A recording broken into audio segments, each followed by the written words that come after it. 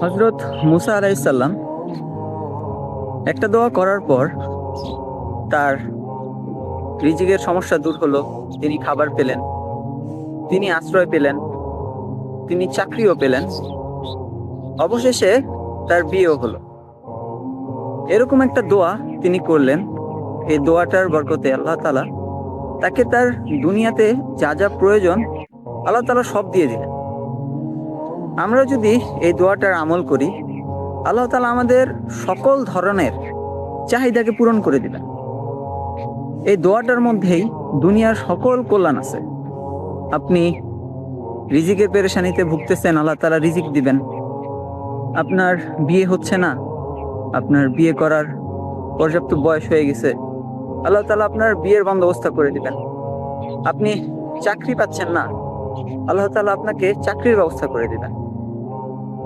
হযরত মুসা আলাইহিস সালাম যে দোয়াটা করছিলেন, সেই দোয়াটা হলো রব্বি ইন্নী লিমা আনজালতা ইলাইয়া মিন খায়রিন ফাকির।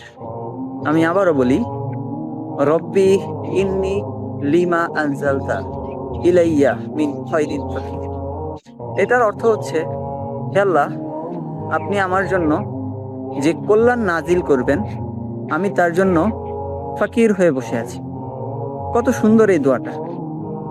আমরা এই দোয়াটার আমল করতে পারি। সকালে এবং সন্ধ্যায় 7 বার করে পড়তে পারি, অথবা 5 ওয়াক্ত নামাজেও আমরা এই দোয়াটা পড়তে পারি 7 বার করে, যে হে আল্লাহ, আপনি আমার জন্য যেই কল্যাণ, যে খায়ের নাজিল করবেন, আমি তার জন্য ফাকির হয়ে বসে আছি।